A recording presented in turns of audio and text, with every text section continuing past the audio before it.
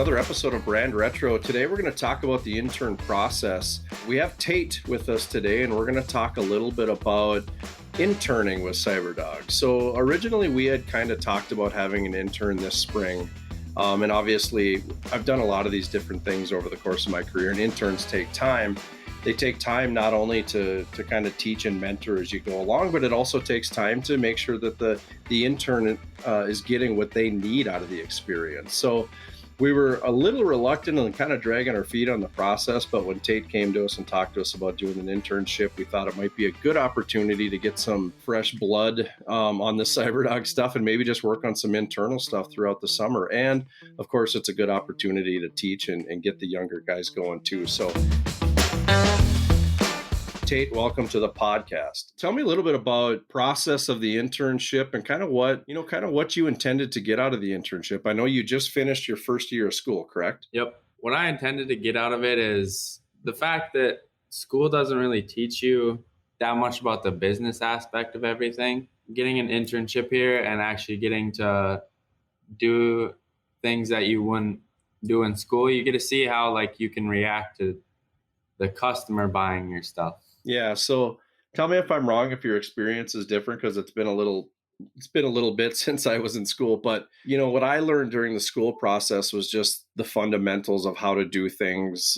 It was the programs. It was a little bit about design theory, design style. We learned a lot of that stuff, and it was all good stuff. But we did not spend a lot of time on the business aspect of it. And I wish going back, knowing that a couple of my instructors were actually business owners and self-employed, I wish I'd have gone back and picked their brains on a lot of things, but I didn't know what questions to ask, and I really didn't even know where to start. So is there any part of the business side that's even part of the curriculum at this point? Or do your instructors even go there? Or at this point, is it really all about just the trade and the fundamentals of graphic design? It's the exact same from when you were in school. It's just they don't talk any business. They'll mention it, but there's no business to it, which just sucks, because that's a key part to the whole thing that you don't get any insight on until you actually start a job with what your field is. Okay, I'm going to tell you a little bit about kind of what my thoughts are on it, and then I want to know your thoughts. But that side of it is huge. You can always go work for somebody else, and you can work for all kinds of different companies doing graphic design and creative work, and there's nothing wrong with that. But if you do have that itch of wanting to start your own business or wanting to be self-employed or be a freelancer, there is an education that comes with that you definitely need to learn. And I would say, you can learn it trial by fire. There's nothing wrong with that. I think a lot of people do. But if you can pick people's brains along the way and learn from people who have been there, done that, I think it's way easier, because it hasn't changed that much. I mean, I've been doing freelance and side stuff for probably more than 20 years, and actually it's probably longer than that. But regardless, the game and the negotiations and the pricing and just kind of how you get to that end result of, hey, here's my service and here's what I charge for it, it hasn't changed that much. And it's something you definitely have to get your arms around to be not only profitable, but to make sure that you're getting paid what you're worth. Because, graphic design and the marketing industry it's saturated. So finding your specialty and your niche is super important. So knowing that and having that be part of the reason why you came to Cyberdogz for an internship, what are the top 2 or 3 things you hope to learn this summer? Well, like I said, the business side of it, we talked a little bit about actually getting to go to the places and the people that you talk to, and you get to see firsthand of how things work, and you're not just hearing about it. But that's the main one that kind of strikes me right away, because in school, even like you said, the instructors we have are very successful graphic design artists, but it's you don't know the right questions to ask for, well, at my age, I'd say. But that's the main struggle with it. They could talk about it, but you also could ask questions, because they they've been in the industry and know what they're talking about. Yeah. So I'm going to respond to one thing you said there, and then I'm going to ask you a question on the other part. But really, the answer is what questions to ask is that there's no wrong question. I can tell you that it's the context of not only the question, but of the answer that matters the most. And here's what I mean by that. So if you're going to ask your instructor, this is just an example, but if you're going to ask your instructor, hey, how much do you charge for a logo like X, Y, and Z? Now, you're asking a straight question, but he's probably going to give you an answer that is in the context of him having done it for 10, 20 years, whatever it is. So you have to be able to ask that question and also look at it or ask the follow-up question of saying, okay, instructor X, so you charge X amount for a logo. What would you charge if you were me and just starting your career? And the answer you're probably going to get is, well, I would charge this much, or depends on the logo or how many options they want, or is it a high profile opportunity where you might want to do it for cheaper just to get the experience or get something in your portfolio? So what I would encourage you to do when school resumes and you get back in there, ask as many questions as possible and obviously be tactful about it, but ask questions about pricing, ask questions about how they invoice or how they do trade work, because those are the kinds of things that everybody, in some form or fashion, everybody does those things. It's all the context and the perspective as to where they're at in their career, why they're doing it, or how they're doing it. And you just want to capture a broad understanding of that so that as you get further in your career and you can start to kind of execute those same principles, you can kind of see where you're at in the process, in contrast to where, your instructor might have said where he's at. My question kind of to what you were talking about there is you talked about the customer interaction and kind of seeing what that looks like firsthand. What specifically? Is it the negotiation, the communication? Break it down for me as to what you're hoping to kind of see or what you're kind of questioning. Like you said with how we talked about the shirt designs, and I'd go there and actually do the work to create the shirt, and you kind of get to see that part of it, and just kind of how you can talk to the customer to get all the information you can from them. Yeah, I'm going to give a little background to that just so that anybody listening to this kind of knows what we're talking about. So Tate and I met about a week ago to talk about, kind of the summer, the intern process, what we're hoping to accomplish. And we actually created a pretty robust list that's probably, I hope it's not more than he can finish by the end of the summer, but it probably is. And there are parts to it that I gave Tate just enough information to get him started intentionally so that it would not be a layup for him. And what I mean by that is because, in this business, Tate specifically, you got to learn how to ask the right questions. So we threw some projects at him that, hey, here's the concept. Here's what we want to do. It's going to be a t-shirt design. I want it to be X, Y, and Z. Now, all the discovery stuff that comes with that, you have to ask those questions. You have to figure it out. And I know that throughout the process, you're going to ask some of the right questions and you're going to not ask a lot of the right questions, and we're going to have to work through it together. But I want you to learn it that way. I want to throw you in the deep end of the pool and just see if you can swim and then teach you kind of as we go from there. So what Tate's talking about is we're actually doing it from concept to completion. We're going to go through the customer journey, the process. I will obviously be playing the role of the customer in these scenarios, but we're going to give him an opportunity to create some unique artwork and create some things that are, they're going to be part of the Cyberdogz brand makeup or brand family. But at the same time, he's going to get a chance to kind of do that from scratch. And then as part of that process, we're going to put him through the paces of getting it to completion. So we're going to work with some companies on what it looks like to make these files print ready and what it takes to get these files, prepped to actually press the t-shirt or make the patch or to, create that apparel on the other side. So we're going to walk him through some of those things, and he's literally going to be pressing some shirts by the time this is all over. So we're going to take basically those steps throughout the summer. So if nothing else, he will hopefully walk away at the end of the summer with that perspective of all the different steps and what it takes to get it to the point of throwing that t-shirt on or putting that product in the customer's hands. So Tate, let's take a little bit of a pivot here and let me ask you the question of what kind of stuff do you like doing? And, from an intern perspective, what's the stuff that's going to make this intern process the most fun for you? Well, I'd say the thing that interests me most is the logo design. I like from a young age, I've always kind of just drawn logos and stuff like that. Obviously, they aren't top of the line logos that you're drawing as a kid, but it kind of spiked my interest.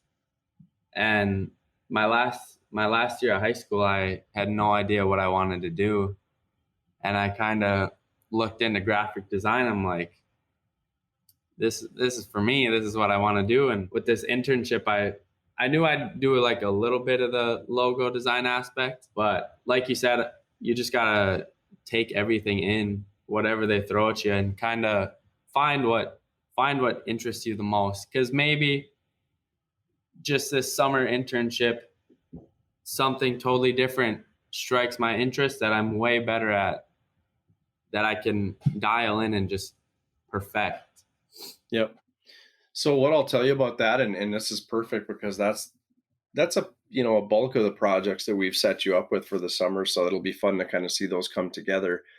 But if logo design and kind of creating those iconic shapes and those creative solutions is kind of your thing, um, spend the summer, and honestly, this is probably going to be a lifetime journey for you, but spend the summer studying other companies, other artists, other brands. Find artists who, even if it's not your style, find artists that have a unique niche and a style that's their own. And the point of that is because you start to kind of not only appreciate the different styles and see where certain styles work for certain industries, and you start to get a better understanding as to why things look a certain way and why certain niches or industries are better aligned for certain kind of artists. And it's not that you can't cross those lines or be involved in different industries, but you'll start to pick up the uniqueness and the difference between different companies, different styles of art, and just the way that they pull those logos and mascots and those solutions together. Now, what I will tell you is that it takes a long time to not only dial in your style, but you actually don't even know you're dialing it in until it kind of shows up. So over the course of your career, you will do all kinds of different logos for all kinds of different companies, and two logos probably will never look the same. They'll be on different polar ends of the spectrum. It is what it is because you're reacting to the way the client is responding to it and what their needs are. And there's a long time that you're going to go through that process, and you're just going to be designing logos as one-offs, and you're not necessarily going to know whether or not you're applying your style or not.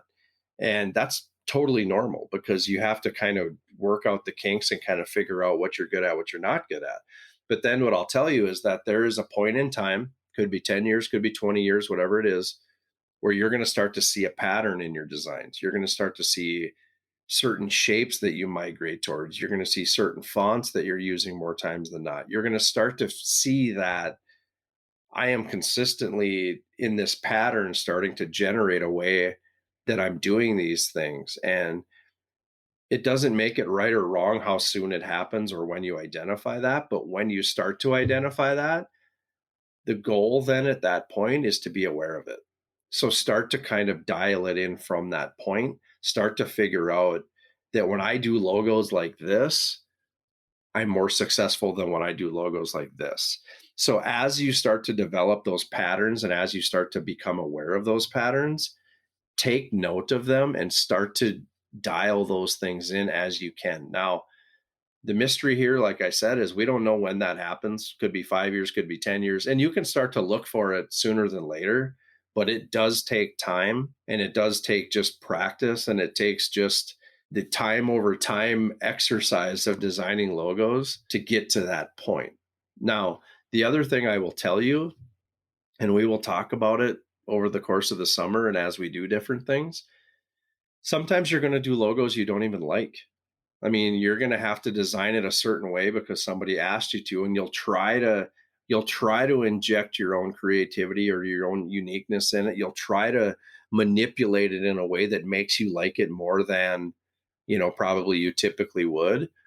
But there are just some scenarios that, you're going to be like, I'm not in love with this brand. I'm not in love with the way this is coming together, but the client's happy.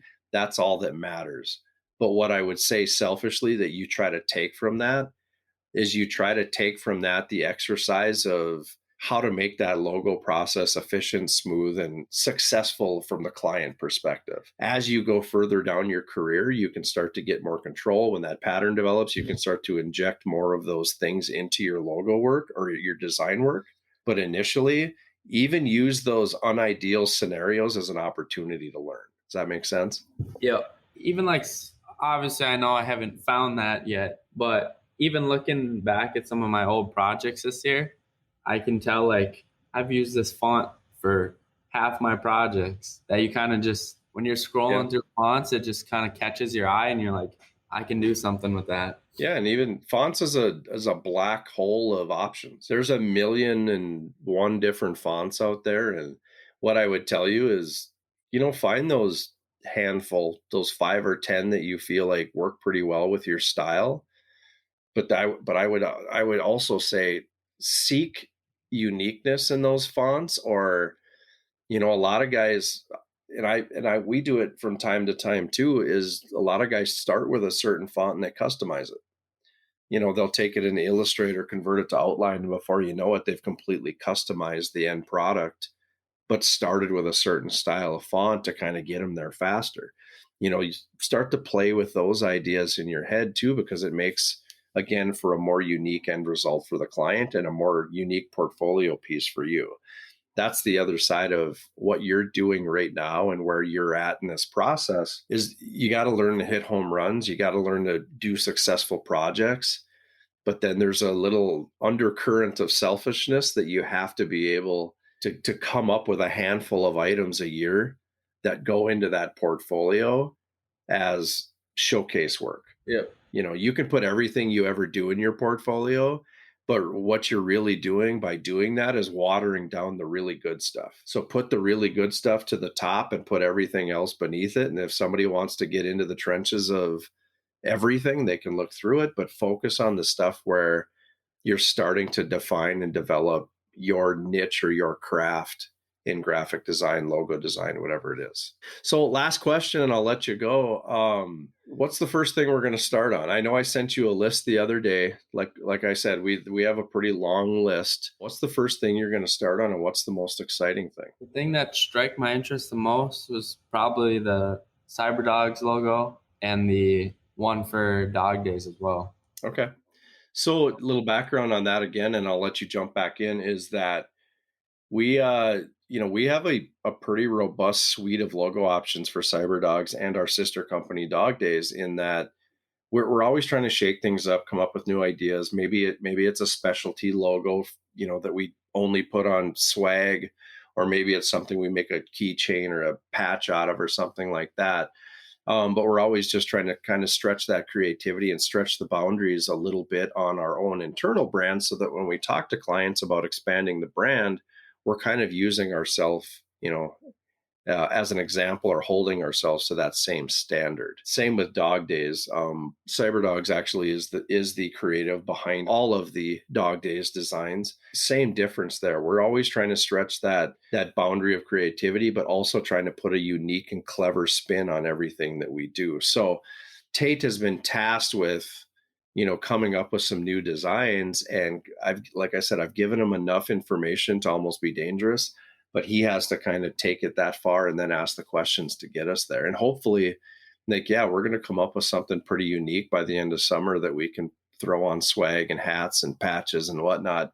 And then we'll kind of throw that work out there for people to see. So, Tate, before I let you go, I just want to mention that, and you know this, but we have scheduled a series of these. So this is the first one. This is the kickoff. This is the intro to Tate. We're going to do a progress update, basically a round one progress update, a round two progress update, and then we're going to do a wrap up at the end, and we'll show some of the work We'll be putting it out on social media, and hopefully at that point we've got some product and some swag to show off as well. So with that said, Tate, anything you want to leave us with before we go to this next phase? It's going to be a few weeks before we meet again, but yeah, anything you want to share? Excited for the next podcast. All right. Well, thanks for coming on. I appreciate it. Stay connected by following us on social media. There you'll find a steady flow of information on Cyberdogz, our customers, and the work that we do. Stay connected by following us on social media. There you'll find a steady flow of information on Cyberdogz, our customers, and the work that we do. Check us out on Facebook at facebook.com/CyberdogsMarketing, on Instagram at instagram.com/CyberdogsMarketing, or on Twitter at twitter.com/CyberdogsLTD.